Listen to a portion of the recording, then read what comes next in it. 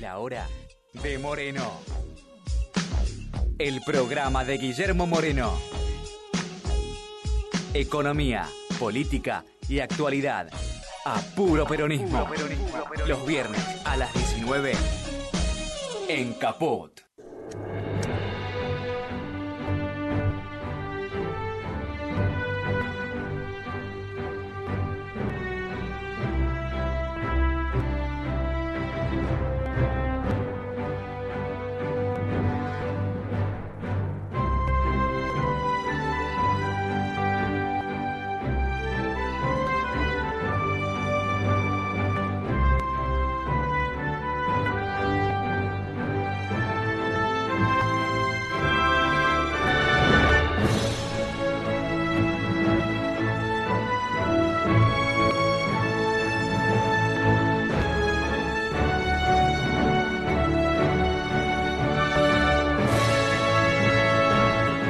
Viernes otra vez, y esta vez no está Guillermo nuevamente porque está en Mar del Plata, en un acto en el PJ de Mar del Plata en este momento, así que tampoco vamos a poder comunicarnos con él.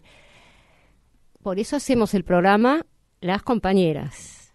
Como siempre, últimamente está con nosotros Beatriz Paglieri y la compañera Camila Garrido, una joven compañera, estudiante de Economía y militante del espacio de la Néstor Kirchner. ¿Qué tal, Camila? Gracias por venir, Bea. Gracias por la invitación. Vamos a tocar nuevamente. ¿Qué tema vamos a tocar nuevamente, Bea? ¿Qué te parece? Por suerte es viernes, un viernes después de aquel martes que fue tan anunciado, y ahora parece que nos subieron una calecita y que la calecita gira feliz, como si no hubiese pasado nada en la economía, como que en realidad la devaluación, las LEVAC que miden 1.5 por encima de lo que es la base monetaria, lo cual es mucho, es un disparate.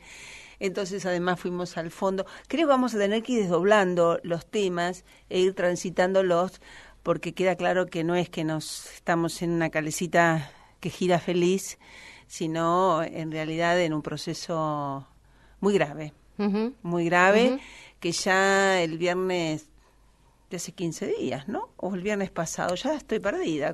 Que todo transcurre tan acelerado. Sí, exacto. Y con tanto cambio. Hablamos perdón de... con perdón la palabra, cierto, ¿no? Hablamos de que en realidad esto que estamos transitando no es una crisis precisamente, sino que es la sumatoria de dos crisis, lo cual nos está dando un resultado muy grave, y es importante que todos los ciudadanos estemos informados y que podamos entre todos llegar a resolver este tema, que evidentemente es consecuencia de las medidas económicas que desde el primer día adoptó este gobierno.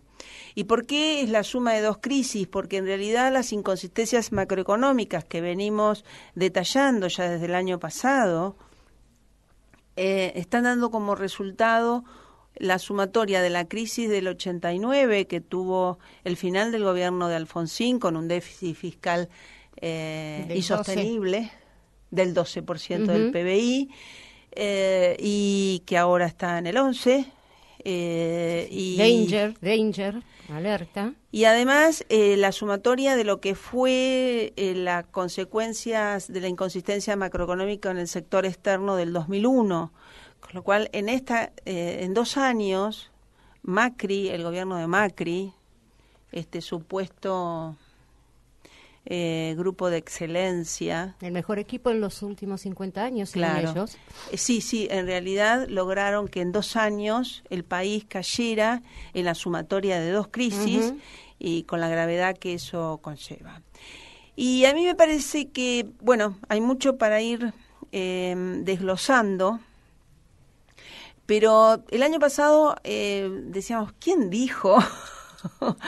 ¿Quién dijo tal cosa? ¿Quién dijo? Porque en realidad todo el arco económico en realidad tiene las mismas conclusiones, todos los analistas económicos tienen las mismas conclusiones sobre esta situación, Y algunos, bueno, son más benévolos y algunos en realidad pretenden ser benévolos y entonces no pasan los archivos, como es el caso de Cavallo, que ha hecho nuevas declaraciones, pero yo traje las del año pasado, donde en realidad se vanagloriaba que este equipo era, digamos, el gobierno de Macri en su política económica, en lo que nosotros hemos llamado un experimento. En realidad se parecía a los de los 90 cuando él era ministro. Y vos figurate que ahora hace declaraciones que en algunos párrafos me parece que es importante leerlas porque también hay que desmenuzarlas, donde en realidad dice que de entrada se cometieron graves errores.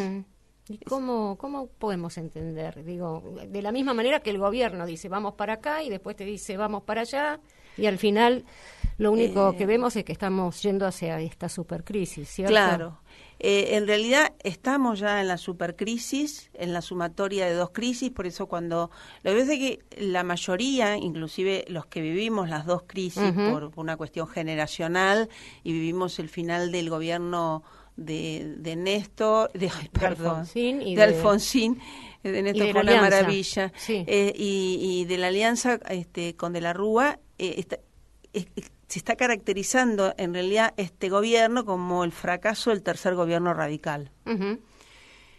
En realidad, creo que es porque se quieren sacar el paquete de encima también, ¿no? En estas cosas pero esto es la oligarquía, con un apoyo del Macri, por supuesto, de todo el PRO, pero el radicalismo, que siempre fue antiperonista, hizo la sumatoria. Sí, a nivel institucional, como partido político. Como partido político. Y además les dio las estructuras que no tenían, y de esa manera ganaron en una contienda que en realidad perdimos nosotros, pero por 2 puntos en ese balotaje. Con lo cual, bueno... Pero vayamos desmenuzando. A mí me parece importante lo que vos decís, a ver si podemos entender qué está diciendo Cavallo ahora. Porque también me parece que merece algún análisis. ¿Qué dice Cavallo? ¿Qué dice Melconian? Que para los que no saben muy bien quién es Melconian, fue el primer presidente del Banco Nación del gobierno de Macri, y además siempre fue su asesor económico, es decir, es una persona de absoluta confianza de Macri, y hace unos días hizo una conferencia... sí, un reportaje. Sí, no, es una conferencia dentro de un grupo del sector agropecuario, donde en realidad dijo más o menos, bueno... Parece que boludearon 2 años. Tenemos el audio. ¡Ay, qué bueno! Poner. Vamos con el audio. ¡Qué organización! Sí, ¡Qué organización! Bueno, hay una superproducción. Frente a una supercrisis, una superproducción. Ahora hay que parar la sangría. Y luego sigue la historia de los 330.000. El del mercado cambiario, que hay que cerrarlo. El del financiamiento fiscal, que hay que cerrarlo. El de las LEVAC, que hay que cerrarlo. Y acá es lo peor para la política, viene acá, lo peor. Y ver qué inflación y nivel de actividad sale de esto. Esto es lo peor, esto es lo peor. ¿No quisiste el 10 de diciembre del 2015 que en 10 minutos por cadena nacional enchufaban los primeros 4 cuadros? ¿Usted quiere ser presidente? Sí. ¿Sabe el quilombo que es? Sí. ¿Se hace cargo? Sí. ¿Sarna con gusto no pica? Sí. Pero me dejaron estos 4 quilombos. Y voy a tomar una decisión porque quiero ser reelecto en el 2019. Y voy a perder el 10 más 10 más 10 de popularidad ahora para recuperarlo después. Boludeaste 2 años con las buenas ondas y ahora vas a recoger inflación y nivel de actividad en la previa a la elección. Bueno, con las buenas ondas.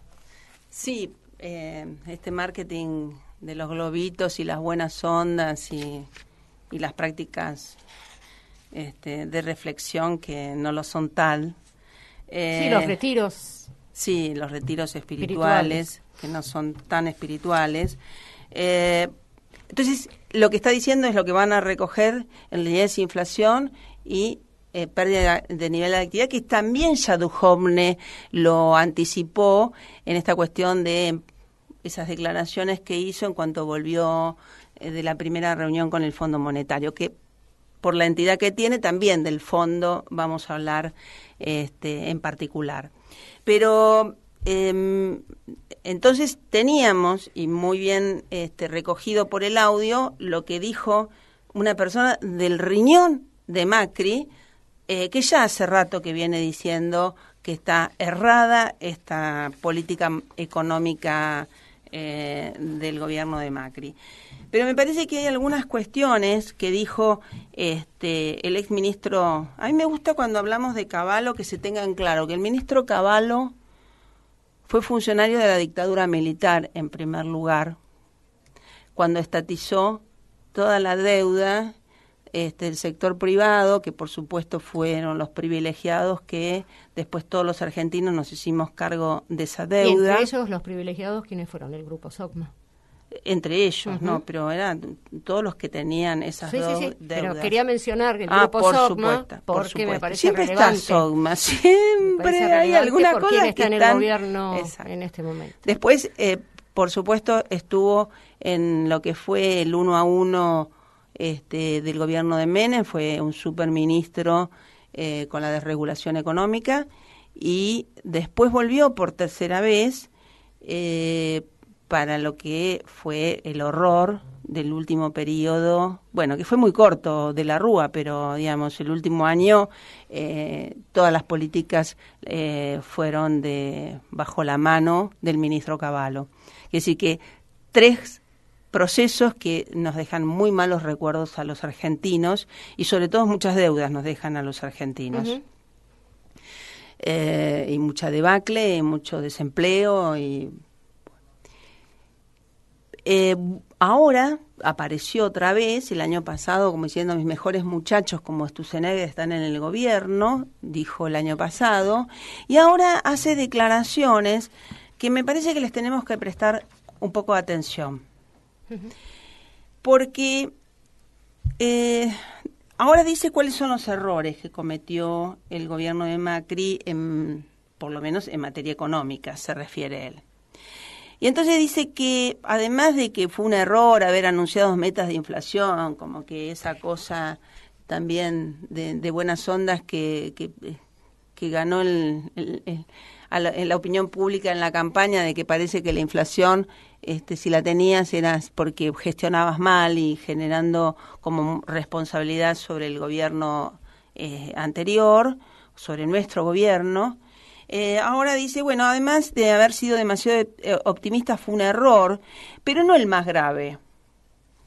Dice que en realidad fue mucho más grave haber decidido la eliminación de los controles de cambio y hacer funcionar el mercado único y libre en diciembre de 2015 sin haber eliminado de antemano el atraso tarifario. Yo creo que esta frase hay que prestarle mucha atención, porque pareciera que el núcleo de este gobierno entiendo, de negocios y del ministro Aranguren, tiene que ver con las tarifas y quiénes son en realidad los beneficiarios de este descontrol en términos de tarifazos que está sufriendo toda la población.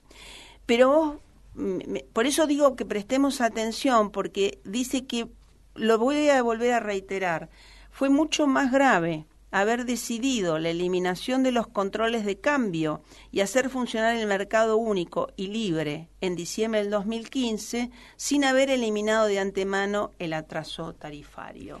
Que es decir, como que lo tarifario es algo que nos va a ir acompañando en este proceso de crisis, porque las tarifas están dolarizadas y esta devaluación va a implicar ajustes. Entonces lo que él dice, ¿por qué no aumentaron todas las tarifas de entrada? Y entonces después, cuando empezaban a funcionar, ya eso, digamos, ya estaba resuelto. Ahora lo considera que fue un error no haber hecho esos tarifazos antes de eliminar el cepo. Y en esto me quiero detener un poco, porque creo que siempre también es importante para hacer nuestra autocrítica respecto de cómo gobernamos, sobre todo los 2 últimos años de gestión de nuestro gobierno, que es anterior porque el cepo, así mal llamado cepo, en realidad después que se lo habían adjudicado a Guillermo Moreno, él, que es un soldado, nunca dijo nada hasta que se terminó el gobierno, pero después cuando se fue clarificando, la que era responsable del cepo era la presidenta del Banco Central, Mercedes Marcó del Pon, y se hizo cargo. Es decir, para ir dividiendo los temas, cepo en realidad no fue una buena decisión de nuestro gobierno, fue mal llamado, generó en realidad en un pueblo, en una ciudadanía que está muy acostumbrada a ser bimonetaria, lo del cepo realmente generó fue una mala determinación. Y esa mala determinación quedó bajo la responsabilidad de Mercedes Marcó del Pon, que fue presidenta del Banco Central. Pero ahora dice, no habría que haber salido de ese cepo, dice Cavallo, en forma inmediata. En realidad, dicen, tendría que haberse caminado unos meses hasta que el dólar llegara al valor que nuestro gobierno había vendido a futuro. Uh-huh. Todo esto creo que nos va a ir acompañando, por eso lo estoy detallando, porque es muy complejo como análisis, con lo cual en realidad les estoy diciendo, prestemos atención a lo que está diciendo Cavallo, uh-huh, porque en realidad ahora sí lo marca como un error, pero además fueron errores nuestros también. Uh-huh. Con lo cual, cuando Cavallo, que es, por supuesto, el representante opuesto a representar a un gobierno peronista, a un gobierno justicialista, está diciendo, ¿por qué no mantenemos el cepo? En realidad estoy diciendo que mal que hicimos las cosas nosotros para que este gobierno esté continuando con la política energética que inició Galucho y que sin ninguna modificación siguió Aranguren. ¿Por qué mantuvo precios cuidados? Porque en realidad no tenía ningún valor precios cuidados en términos del control de los precios en la economía. Porque en realidad también están hablando, y esto lo dijo Melconian, que haya un dólar turista como un dólar diferenciado. Es decir, todas estas cuestiones nos llevan a pensar que si ellos están pensando que estos son los instrumentos, nosotros no los tendríamos que haber utilizado nunca. Claro, políticas nuestras con las que ellos están de acuerdo. Y las están continuando y reivindicando. Con lo cual, en esto también quiero hacer un paréntesis y creo que esto es tan complejo y además nos produce desazón, nos produce incertidumbre, con lo cual creo que para ir tomando conocimiento y ir pudiendo internalizar toda esta cuestión, vamos a tener que ir dándonos tiempo. Vos estás haciendo un diagnóstico profundo de la situación y frente a esta situación, para darle un respiro a esta cuestión que nos angustia a los argentinos y a las argentinas, tenemos para comentar que hicimos un acto. Ay, el otro día, un acto que fue hermoso, ¿no? Que se precisaba, es un acto que apunta en la dirección clara de la unidad del peronismo para hacer frente a esta situación, como bien plantea Guillermo, en dos instancias. Una, mirando a las elecciones de 2019, pero la otra, que es otro escenario que puede ocurrir, es si esta supercrisis estalla de alguna manera y entonces el peronismo tiene que estar unido porque tiene que tener un plan de contingencia para atravesar esta crisis. Y en este acto de la unidad del peronismo, que Guillermo también muy bien lo planteó, no es la unidad del peronismo, es un punto de encuentro entre compañeros para avanzar e ir consolidando este camino de la unidad. Y bueno, ¿quiénes estuvieron presentes? Vos estuvimos todas presentes, pero así Camila, contanos un poco, bueno, a mí la verdad cómo viviste. Me gustó mucho Creo que también justo fue esa semana de complicaciones que veníamos todos un poco preocupados, incluso, y nos hizo muy bien el acto. Bueno, estuvo Gilini, que es de Sadop, que a mí personalmente me gusta mucho escucharlo. Es un maestro. Me encanta. Incluso me gusta cómo él incorpora todo lo que dice Guillermo, cómo, bueno, con sus palabras puede compartir. Con absoluta humildad, ambos dijeron cómo se tomaban mutuamente. Eso me encantó. Sí. Él aclaró que a veces cada uno le roba al otro. Estuvo muy lindo. Bueno, Gilini, que me gustó mucho. Vino Vudú también, la mujer de Julio de Vido, que estuvo hablando de, bueno... Alejandra Minichilli. Así es. Que, bueno, habló un poco del problema que fue que los compañeros diputados no bajen a defenderlo. Y estuvo bueno porque también ahí estaba el compañero Larroque. Y bueno, se generó como un ida y vuelta de esa situación, en la que la idea es también, desde ese problema... Tuvo lágrimas en los ojos, el Cuervo Larroque. Yo también sentí eso, sí, mirá. Sí, yo estaba cerca. Sí. Yo me quedé mirándolo mucho. Y realmente para él fue muy impactante y además dio la explicación, por lo menos desde lo personal, que a él en ese día estaba declarando en Comodoro Pi, por una de estas causas que armaron, a 2 días de que el PRO ganó las elecciones en octubre del año pasado, y bueno, que para él fue tremendo, y por supuesto que fue a la cárcel a pedirle perdón a Julio de Vido, y que además se tienen que hacer acciones para revertir esta situación. Sí. Así es. Y mira, a mí también me pareció, yo estaba más atrás, mira. Sí. Eso se entiende, después de que habló Larroque dije, bueno, se la bancó, porque estar ahí, bueno, escuchar a la mujer, todo lo que ella dijo, y él puso la cara, ¿no? Sí, es lo que sí, faltó en su bien. momento, él me pareció que lo puso. Sí, muy bien.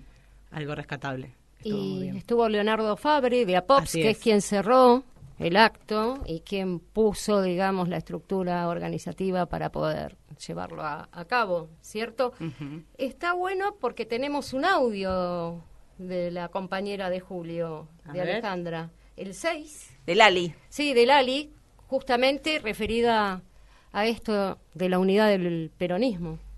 Como este es un encuentro por la unidad, y la unidad se logra a través de la solidaridad, solo de esa forma, la solidaridad, la unidad y la organización es la que nos puede encontrar unidos. Quiero recordar una hermosa frase que dice: hagamos un esfuerzo de conjunto y nos acercaremos al éxito en una medida superior a cuantos nosotros mismos imaginamos. Pero para estar en condiciones de realizar este esfuerzo es preciso que previamente se llegue a la unidad, a base de una organización del peronismo que permita superar el actual estado de desorden y disociación de sus fuerzas. Para ello, comenzar por alcanzar la unidad y solidaridad que se han perdido en el movimiento como consecuencia de la falta de conducción táctica apropiada. Restablecer la organización, integrándola con dirigentes leales y capaces que se comprometan seriamente a luchar por los objetivos del peronismo y obedecer sinceramente a la conducción. Unificar la rama política, la rama sindical y falta la rama femenina, producir los hechos y constituir los elementos necesarios para que el peronismo retorne a ser lo que ha sido en su influencia político-social en el país. Juan Domingo Perón, 25 de septiembre de 1968. Más vigente que nunca. ¡Viva Néstor Kirchner! ¡Viva Juan Perón! Acá nos llegó un mensaje de un oyente, en base a lo que vos comentabas. Pablo Rodríguez de Córdoba, que dice: opino que no hay que ser culposos, el peronismo en sus distintas ramas fue el más consecuente con la causa nacional desde el entorno de la democracia. ¿Correcto? Nosotros no somos culposos. No. Una cuestión es ser culposo y otra cuestión es tener una mirada crítica hacia aquellas cuestiones que No, además hemos integrado ese gobierno y para nosotros, sin ninguna duda, es un orgullo. Y no solamente vivimos haciendo el inventario positivo de todas las acciones del gobierno peronista de distribución, de inclusión, sin ninguna duda, pero nosotros entendemos que el momento es muy complejo, y que debemos también hacer autocrítica, porque si no pensamos, pues siempre hablamos de la década ganada, y la verdad que estuvimos 12 años y medio en el gobierno, y es cierto que hubo una década ganada y que fueron muy complejos los últimos 2 años.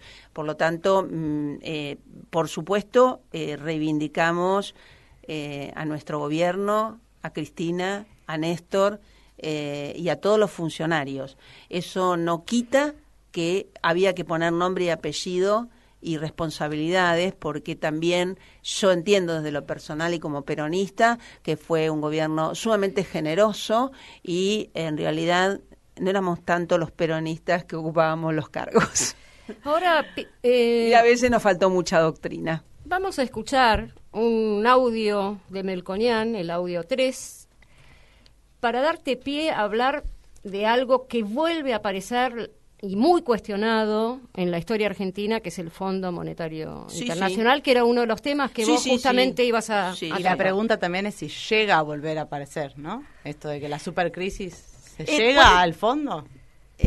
Podemos, que un segundo más sobre el acto. A mí me parece que hubo un hecho muy, muy importante. Hubo 2 expositores que representan la política, como Guillermo Moreno y El Cuervo, Larroque, y de 2 generaciones, además. Distintas. Me pareció muy importante la elección y la unión, pero hubo 2 que representaban al movimiento obrero organizado, que nosotros sabemos, entendemos, y que deben ocupar el lugar que es la columna vertebral. Y además, si bien muchos podíamos estar esperando que Guillermo Moreno cerrara el acto, dijo por qué no lo cerraba, porque correspondía que hasta que los políticos no ganemos la elección, no nos corresponde cerrar los actos, que los actos los tiene que cerrar el movimiento obrero. Y por eso Fabré, que además, por supuesto, es un gran representante de su sindicato y absolutamente merecido, y no solamente el organizador y el responsable tal vez de todo de toda la organización,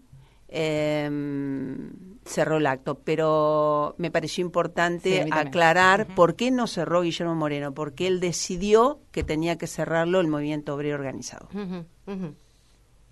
Hoy es parar la sangría de los stocks. ¿Qué querés hoy con el anuncio, con el fondo? Y que si hay diarrea, pare. El anuncio es la pastilla de carbón que me daba mi vieja. Ese es el anuncio.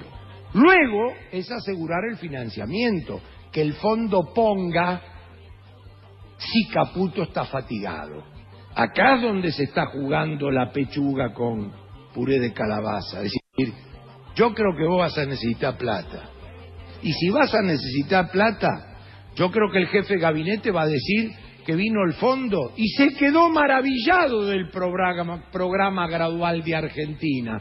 Y va a ser el mismo programa gradual de Argentina, porque ya no es como antes que nos hacen el programa, es nuestro programa. Me imagino que ese día pagan, ¿no? Porque viene la pechuga con el puré de calabaza, si querés plata. Porque si querés plata, yo no te voy a financiar el turismo a Miami. ¿Qué voy a poner dólares yo para que Ezeiza esté lleno?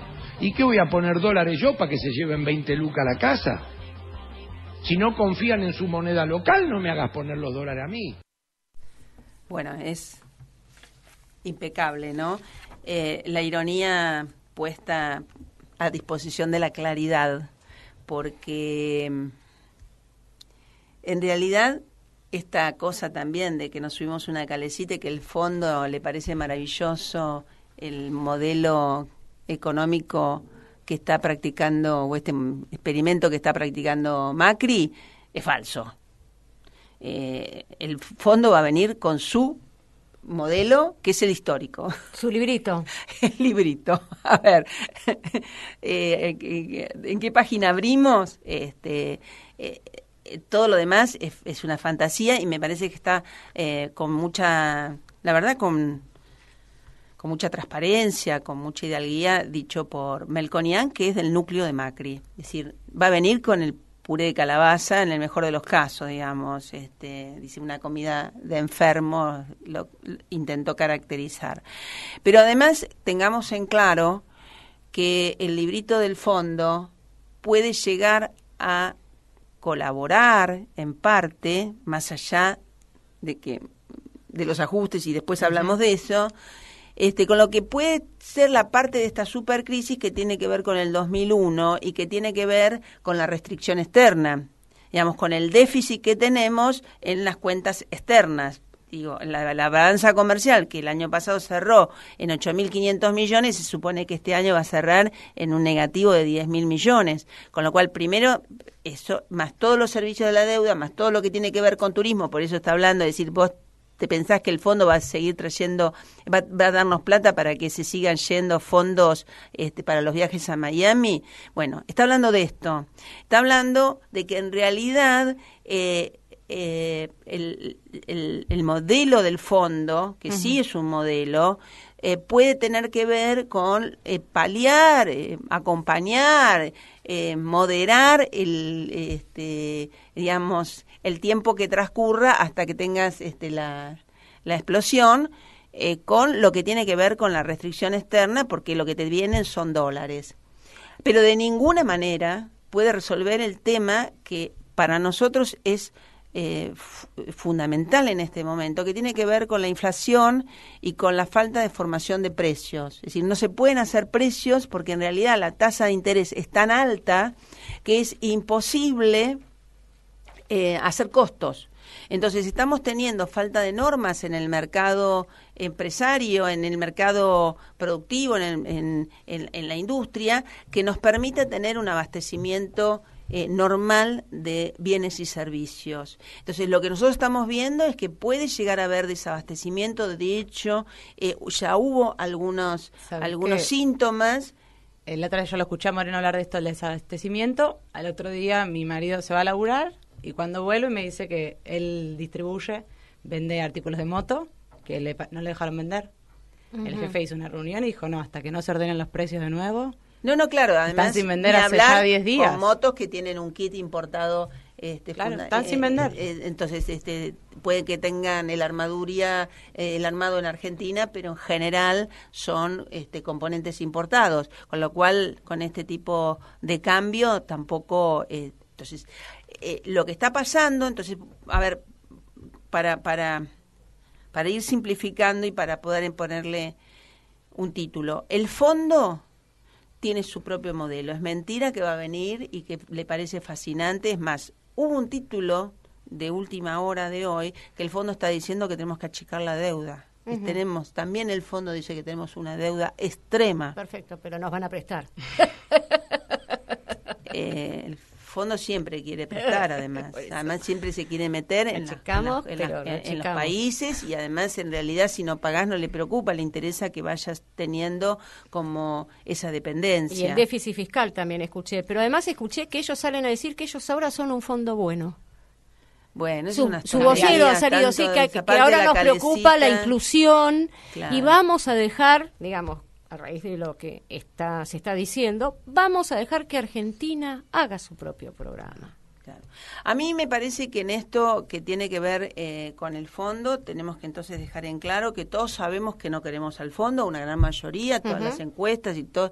Es decir, la experiencia argentina con los modelos de ajuste del Fondo Monetario nunca dieron resultados para el pueblo. No, y están en la memoria colectiva. Fíjate, están en la memoria rechazo colectiva. Tiene que ver con la memoria colectiva. Absolutamente. Y la memoria colectiva está con que a flor de piel. A flor de piel en lo que fue su propio desempleo, la pérdida de poder adquisitivo, los congelamientos que hizo Cavallo de todos los salarios de la administración pública y de las jubilaciones. Entonces, está en la memoria colectiva, creo que lo definiste muy bien. Pero además no soluciona el tema que para nosotros es central, que tiene que ver con que haya normas en el mercado que permita el normal abastecimiento del mercado de bienes y servicios. Y para esto yo recogí un par de frases de esta mañana de la nota de Bonelli, tomo a Clarín, porque es como veníamos haciendo el año pasado, es decir, en Pero realidad sí, me claro. parece que es interesante un par de párrafos, uno de Bonelli y otro que tiene que ver con lo que estamos diciendo. Bonelli dice esta mañana, en Wall Street existe información de que la JP Morgan retiró de la Argentina 1.500 millones de dólares. El poderoso banco lo hizo en 5 jornadas y de a 300 millones. Aprovechó que el gobierno estaba empecinado en sostener el dólar a 20,55 y esos días también retiró capitales. A ese valor, el fondo BlackRock, que se hizo ahora conocido. Sí. Y cuando el ¿Buitre billete... será? Y cuando el billete cotizaba a 25 pesos, volvió a invertir en los botes de Caputo. Botes. Hay que ponerle un nombre en este momento. ¿Será un deliberado bono. o ingenuo? De las dos maneras Deliberado. es terrible. Tienen un nivel de impunidad, o sea, la sensación que yo tengo es de impunidad. Es terrible. Yo Y quería... además creo que ese bono bote, que además es de 3.000 a 4.000 millones, que no es una solución, había reservas para resolverlo al estilo de ellos, pero de otra manera, también me parece que van a tener que ser mirados muy cuidadosamente con esto que vendieron. Se hicieron de dólares a 20,55, los volvieron a vender a 25, compraron bonos y se van a ir a 25, estoy convencida. Ahora me pregunto yo, si estos bonos fueron los botes, los próximos son los salvavidas, porque digamos ya no queda... Estamos hablando, bueno, del tema del fondo, del dinero estamos hablando, se ha ido mencionando, y quería retomar algunas palabras de nuestro queridísimo general con Muy relación bien. al dinero. Sí. Con relación al dinero, es lo que dijo el 1 de mayo de 1951. El dinero argentino puede ostentar dignamente en sus signos monetarios los símbolos más sagrados de la nacionalidad, precisamente porque ha dejado de ser cadena de explotación para convertirse en un instrumento de libertad. ¿Qué importa entonces que se le atribuya fuera del país una menor valía, que esto fue por otra parte transitorio? Lo que a nosotros nos importa es que antes, valiendo más, servía para explotarnos, y que ahora, aun si valiese menos, lo usamos para ser más dignos, porque el trabajo que el dinero promueve nos da precisamente dignidad. Camila, ¿vos cómo ves esta situación? ¿Qué cuestiones te preocupan desde tu lugar de militante, de analista política y de estudiante de economía? Porque, digamos, es una mirada tal vez más fresca. Más fresca. Porque además es... La preocupación desde lo personal, desde la familia incluso. Ahora uno empieza a pensar, che, si me quedo sin trabajo, ¿qué hacemos, no? Yo justo vivo en pareja, ya no vivo más con mi mamá y un poco eso también está en mi cabeza desde hace poco, más que nada estos últimos días. Lo personal, la familia, justo mi hermana está de viaje y está viviendo en otro país y bueno, me da miedo que le corten y que se quede sin su plata. Se queda ahí. El martes me asustaba eso, justo me llamó que no podía sacar plata y me asusté porque eso, tener una hermana y no... Primero la familia, es lo que primero me está pasando en este momento de crisis, eso, que mi marido que está sin vender, eso. También, bueno, el miedo por la patria y por estos momentos de que también quizás yo, porque soy de los jóvenes que todavía no la vivimos. El 2001 yo era chica, entonces a su vez eso de no saber qué va a pasar ni cómo, nos da un poco de ansiedad, como de susto, de miedo, y a su vez... También me pasa que como estoy en el espacio con Guillermo, eso también como que entiendo que es un momento de aprendizaje y que bueno, que sé que vamos a salir adelante entre todos con, bueno, eso. Desde la economía, nada, yo estoy recién aprendiendo, más que en la facultad aprendo con Guillermo, con Bea. Incluso me animé a estudiar porque la conocí a Bea, porque es como más de hombres, ¿no? La economía, mucho hombre. Y bueno, de escuchar a Guillermo y después cuando la conocí a Bea me anoté. Realmente venía de estudiar abogacía, Se pasó de abogacía a economía. Así es. Y bueno, nada, estoy en realidad aprendiendo, ¿no? Aprendiendo. ¿Qué es lo que necesitamos, jóvenes? Que además estudien, trabajen, es decir, hace falta todo ese esfuerzo y además tener toda esa experiencia para después practicar, Sí, ejercer la profesión con esa experiencia acumulada. Yo estoy estudiando y trabajo y bueno, militando. Y militando, que no es poco, pero, no es poco. Pero que todo se relaciona, ¿no? Sí. Creo incluso que desde que me afilié al peronismo, pues ya no estaba afiliada, desde que me adoctriné con Guillermo, en realidad yo aprendí mucho. Sigo aprendiendo y sigo entendiendo y me sigo acercando y cada vez me sigo sintiendo más parte del peronismo, eso como que ya pienso, eso, entender lo que es la patria y pensar desde ahí en el bien común, que por eso estudio economía. Y bueno, eso es un proceso que estamos en eso los jóvenes, me parece. Y que al tener ese sentido, tenemos más ganas de quizás eso, de romperse el orto, ¿no? Eso es un poco. Bien literal.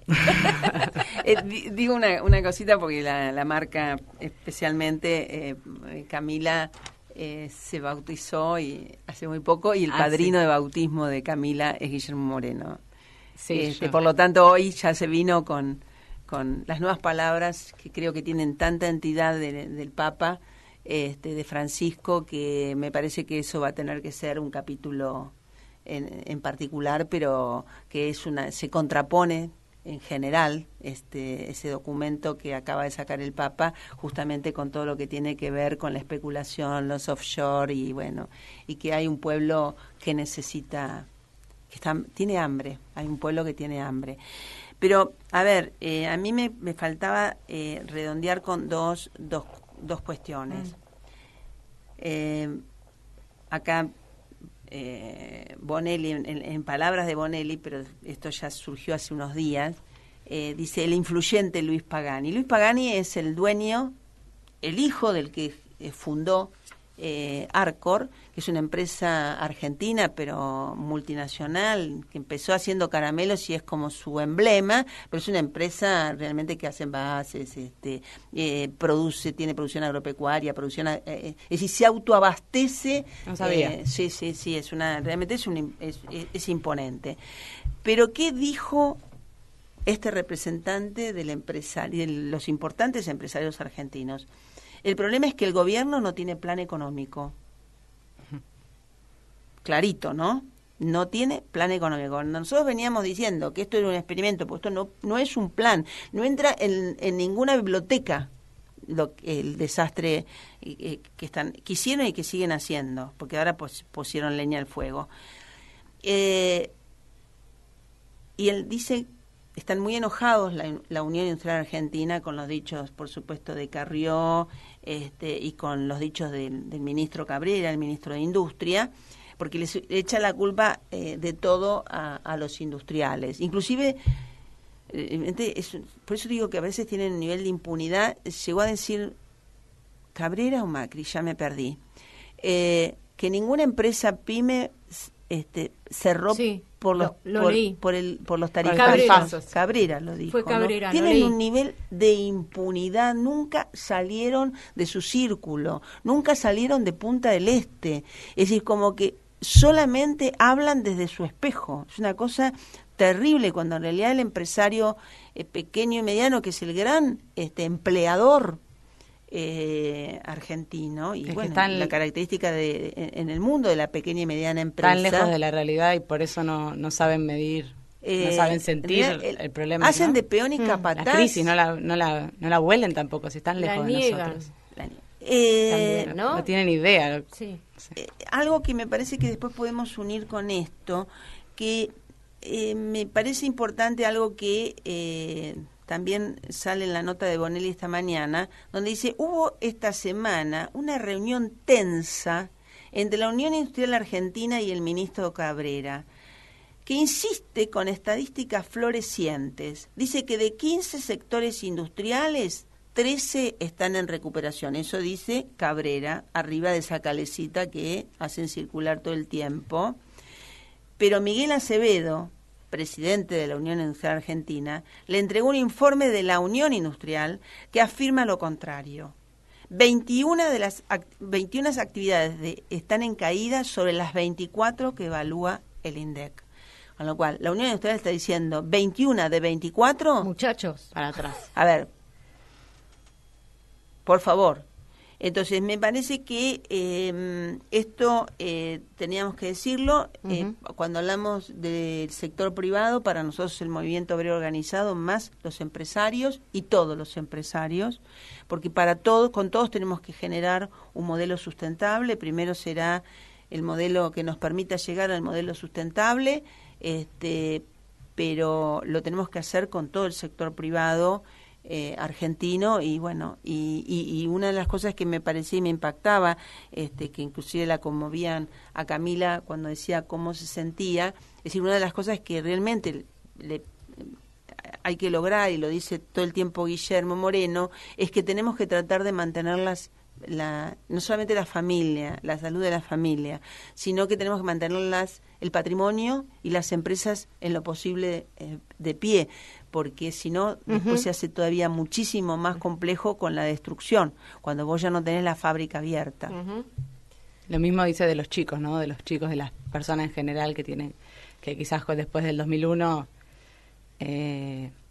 los pibes habían estado mucho tiempo sin comer, había sido tal crisis que costó más empezar de nuevo. Entonces, eso, por lo menos lo mínimo, que la alimentación, que esté todo durante la crisis, que lo podamos llevar adelante, esas cosas. Resistir, ¿no? resistir, digamos, desde que lo la básico empresa, resistir desde la familia.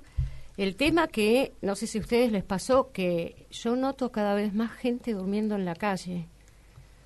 Ahora veo sobre la calle Corrientes, que antes, digamos, no era tan visible porque ya en los barrios se veía venir, pero cada vez hay más gente durmiendo en la calle, porque aquellos que todavía tienen un resto van restringiendo sus gastos. El que alquilaba y no puede seguir pagando. Y los que sacaron los créditos. Los créditos suba. No, eso es un disparate. Pobre gente. Sí. Porque dicen que hasta ya en primera cuota hay retraso de pago.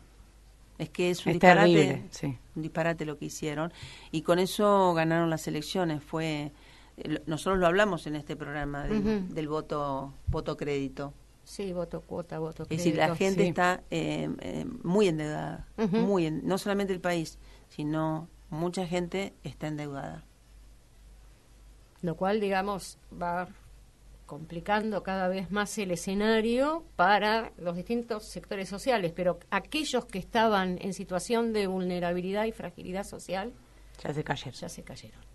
Ya se cayeron. Y la verdad que es muy doloroso. A los negocios cerrados se suma el aumento de la población en situación de calle y creo que el hambre empieza a ser un problema al que hay que atender seriamente. Muy bien. Ha surgido un tema, en una de esas que nos demos un respiro, porque genera mucha incertidumbre lo que estamos hablando de lo que está pasando en la economía, pero me parece que es un tema que dijimos que no lo íbamos a tratar más porque no hacía falta, pero ha ocurrido un hecho muy interesante y creo que tiene que ver con la reflexión y lo que también puede permitir la unidad de todos los que conformamos el movimiento peronista. Ha habido una reunión coordinada por el CEPA, que es el Centro de Estudios Políticos, acá por está. ahí, sí, donde han participado la Universidad de Lanús, la Universidad de Avellaneda, por supuesto la de San Martín, la de General Sarmiento, y donde han trabajado expertos.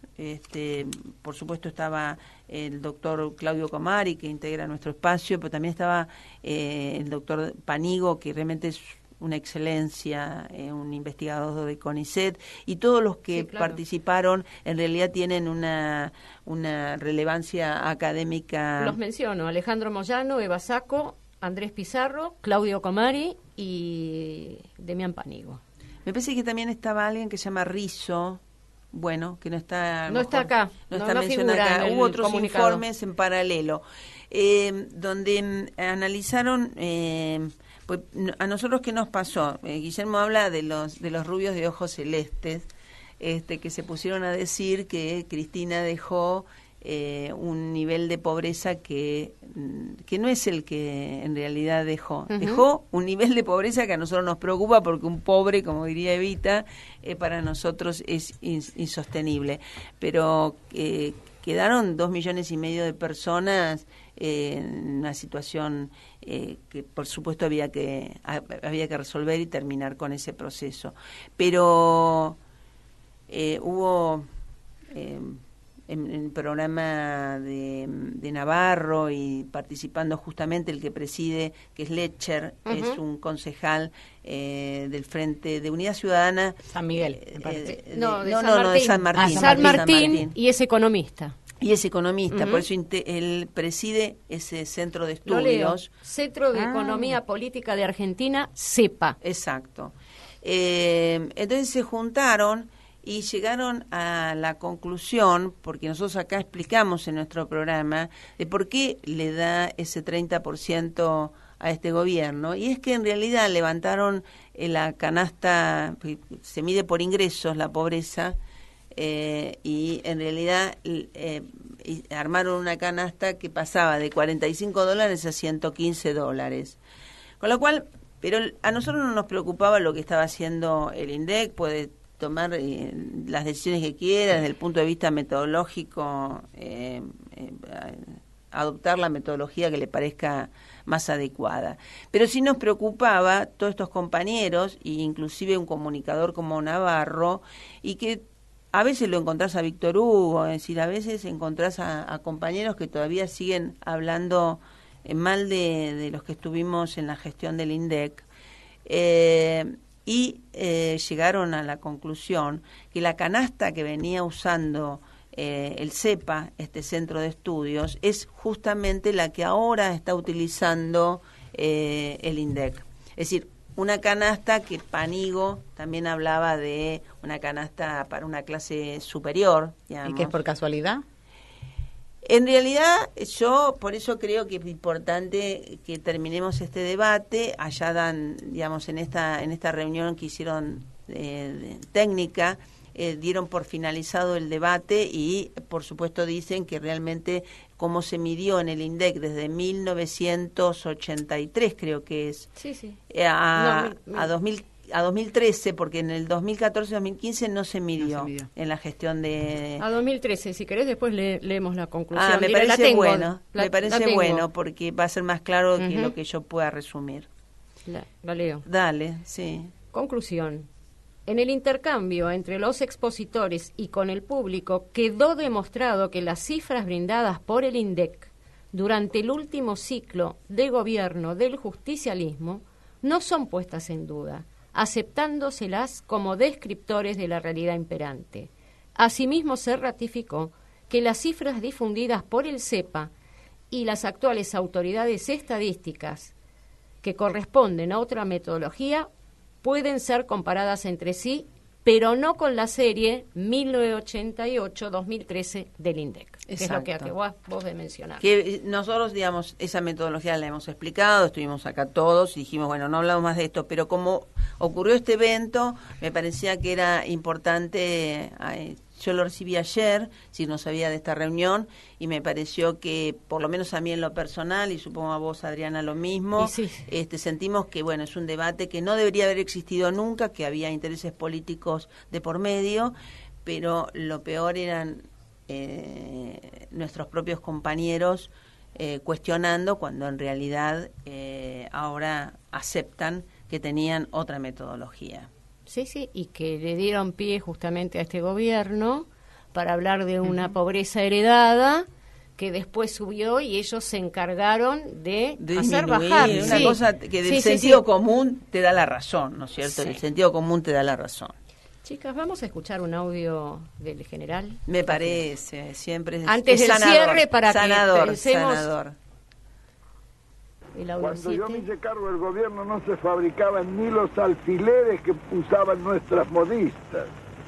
Y al terminar nuestro gobierno, el país quedó fabricando barcos, vehículos, camiones, automóviles, máquinas diésel eléctricas, aviones, etcétera. Sería largo de enumerar todas las La cuestión es esta. Pero lo importante es esto, que desde el punto de vista económico, que fue el que posibilitó todas esas realizaciones, cuando en 1955 cayó el gobierno justicialista, el Estado económico que lo había recibido con 3.500 millones de deuda externa, de dólares, de deuda externa, lo dejó por primera vez sin deuda externa.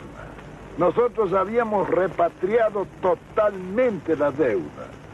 Y entre esas repatriaciones de la deuda, yo recuerdo que pagamos las últimas entregas del empréstito Baring Brothers, que consistió en 1 millón de libras. Y cuando pagamos nosotros la última entrega, se habían pagado por ese 1 millón de libras 12 millones de libras. Así eran todos los... ¿Cuándo se había firmado ese empréstito? En la época de Rivadavia. El general, en ese momento histórico, ¿cómo recibió este gobierno la deuda del gobierno anterior? También, ¿en qué situación le entregamos? Y claro. bueno, los gobiernos peronistas somos así, lamentablemente. Nos Bueno, tenemos que hacer cargo de... Perón y de Néstor, en realidad, Néstor aplicó la misma teoría, ¿no? La de los superávit gemelos, que es superávit fiscal, no gastar más de lo que te ingresa, y por supuesto no podés comprar más de lo que podés exportar. Bueno, este es un contrapunto claro entre lo que es el desaguisado y experimento oligárquico de este gobierno y lo que es la política y la política económica del peronismo. Chicas, les toca el cierre, Bea y Camila. Bueno, yo creo que a veces todo este proceso nos genera, sin ninguna duda, muchísima incertidumbre, sobre todo a los jóvenes, pero tenemos que transitarlo, tenemos que estar fuertes, tenemos que cuidarnos. A los empresarios pedirles que hagan todos los esfuerzos para mantener las empresas en pie y que, bueno, si hace falta aplicar un plan económico de contingencia, fue publicado el 8 de diciembre, el Día de la Virgen, está a disposición, y también nosotros como hizo el general y también como lo hizo Néstor, tenemos ya diseñado un plan de desarrollo permanente y sustentable. Por lo tanto, nosotros sabemos que tenemos futuro y que en realidad el problema económico lo podemos resolver.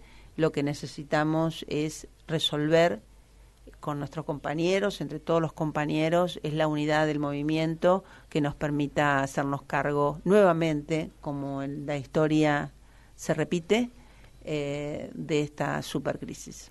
Leo una pequeña frase que tiene que ver con todo esto. Hoy en Internet se publicó las consideraciones para un discernimiento ético sobre algunos aspectos del actual sistema económico y financiero, que lo presentó la Santa Sede, avalado por el Papa, que habla, ¿no?, de esto, de que cada Estado tiene que tener su propio modelo económico sustentable que piense en la gente. Y una frase cortita: hoy, pensando en el bien común, necesitamos imperiosamente que la política y la economía en diálogo se coloquen decididamente al servicio de la vida, especialmente de la vida humana. Muy bien. Bien, muy bien. Siempre. Mientras ellos dicen a los botes, nosotros decimos hacia la unidad del peronismo. Así es. Porque, bueno, evidentemente es la No hay condición otra. necesaria para volver, y es una responsabilidad política e histórica en este momento particular en el que estamos viviendo. Queremos agradecer al equipo de producción, a Gastón en la operación, a Flor Morelo, a Emiliano Villa, a Fernando Molgaray y a Julia Mendoza. Desearles que tengan un buen fin de semana, saludar a la distancia a nuestro querido compañero Guillermo Moreno, y hasta el próximo viernes. Muchas gracias. Muchas gracias. Muchas gracias, chicas, por compartir. No, al la contrario, invitación. muchas gracias por invitarnos.